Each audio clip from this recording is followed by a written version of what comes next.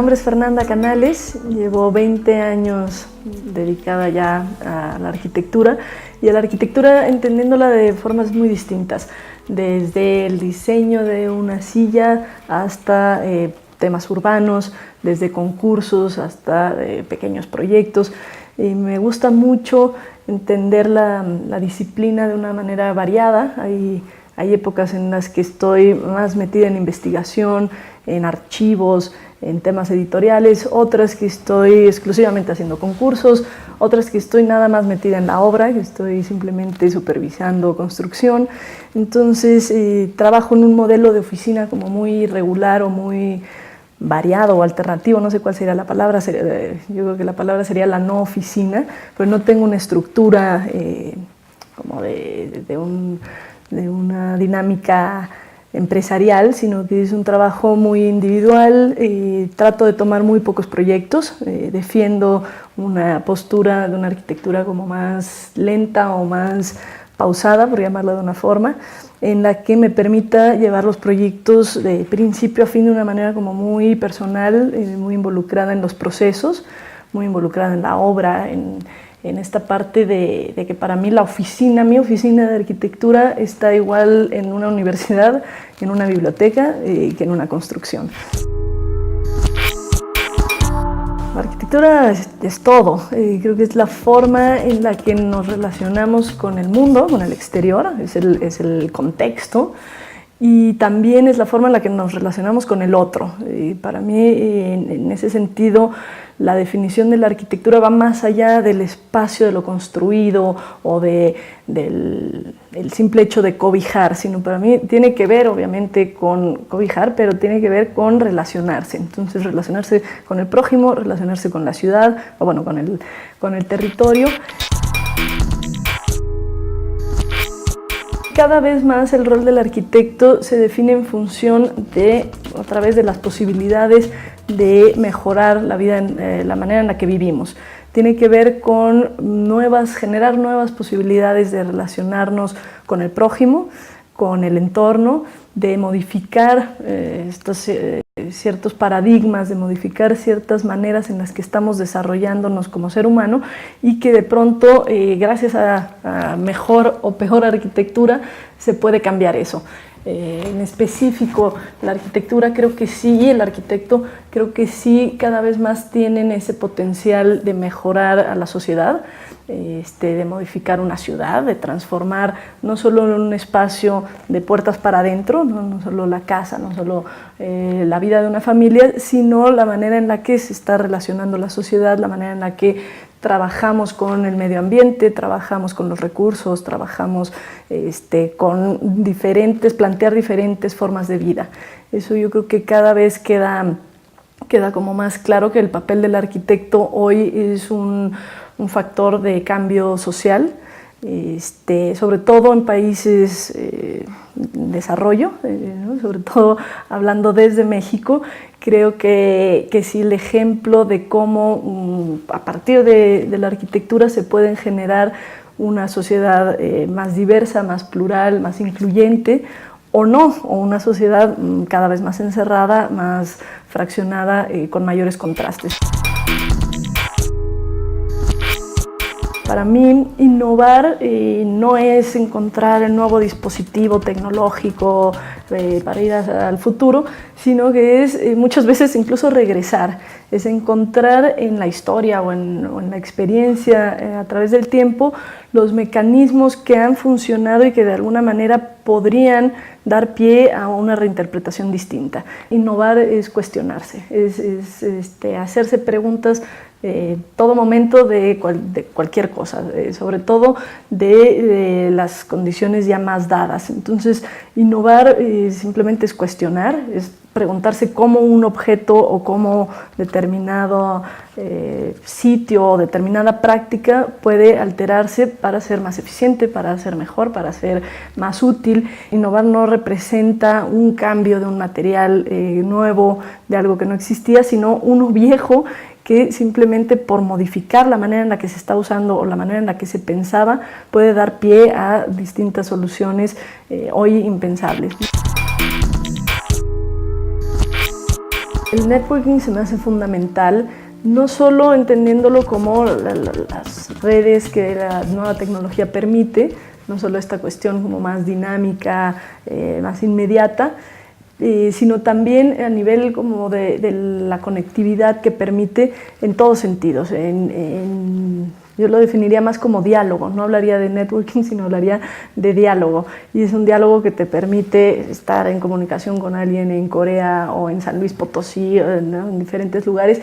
También en lo más inmediato, me refiero a poder tener contacto con cosas también del pasado, ¿no? No es solo estar en contacto a un nivel como globalizado, sino también con la historia, con lo que te permite de acceso a información de lo que está sucediendo en cualquier parte del mundo, pero también de un diálogo que se puede generar de una manera distinta, que tiene que ver incluso con ver una obra, aunque no estés en ella y lo estás viendo a partir de un video, o ves los procesos de fabricación de un mueble o de determinado material. Entonces creo que te amplía muchísimo lo que puedes hacer a lo largo de un día. Yo vivo conectada, parte de la posibilidad que tengo de no tener una estructura de una oficina como tal es gracias precisamente a ese networking.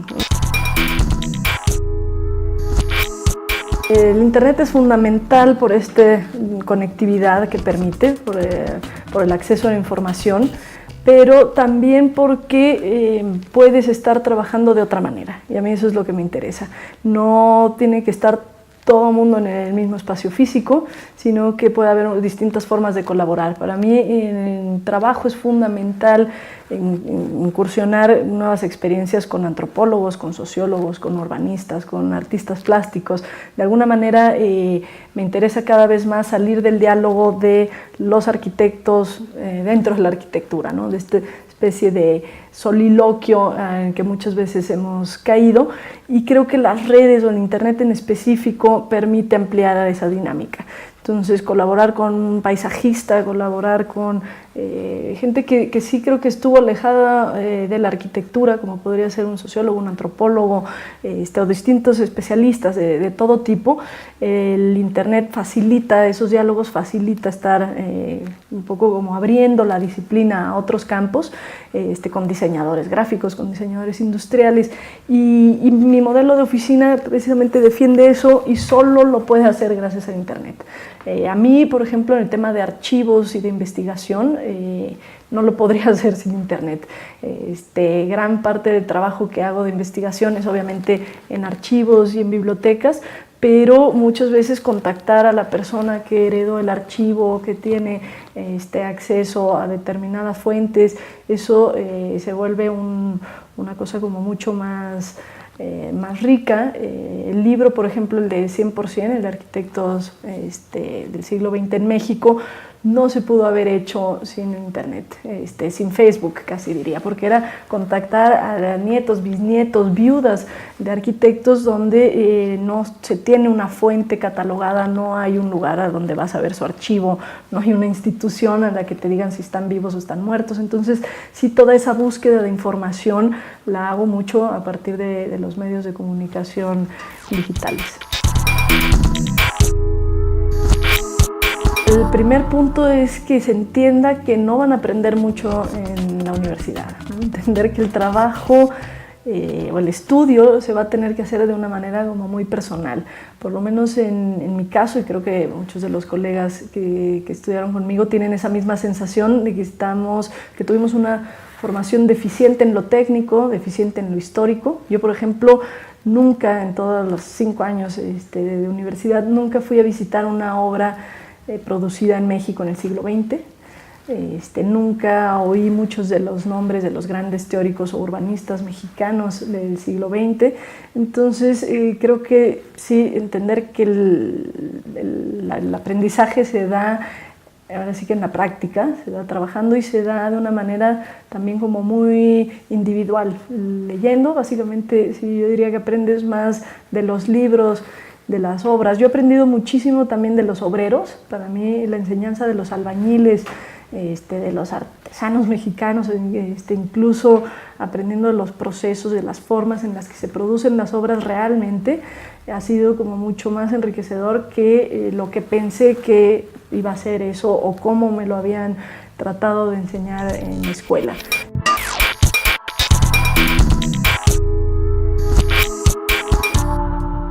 Como negocio no sé si sea la mejor manera de hacerlo.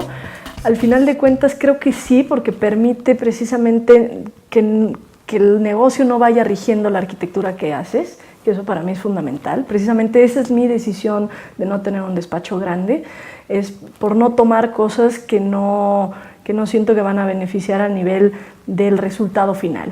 Entonces esta estructura como más aleatoria o más flexible me permite precisamente pues intentar siempre incluir dentro de mi trabajo una parte muy fuerte de investigación, una parte muy fuerte en relación a la docencia, a los libros. Creo que no podría estar escribiendo y pensando y tal, que sí requiere como de una mayor lentitud con la dinámica de estar pagando miles de cheques todo el día.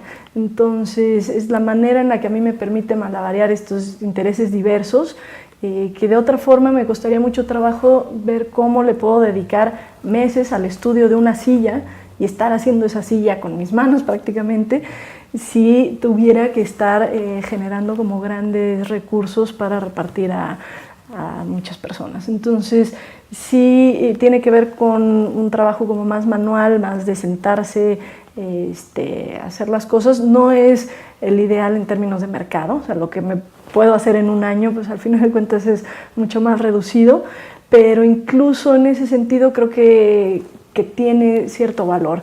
Es decir, tomas un proyecto como si fuera un bebé, lo llevas de principio a fin, el contacto con el cliente, el contacto con la obra es mucho más directo. Entonces yo lo entiendo como un defecto personal, casi como una mala organización propia. Admiro mucho las oficinas que pueden tener esta pues escala monumental o escala mucho más industrial en ese sentido. Es algo que obviamente envidio, pero que de alguna manera yo no sé cómo lo conseguiría si quiero escribir, si quiero dar clases, si quiero yo ir a la obra todos los días.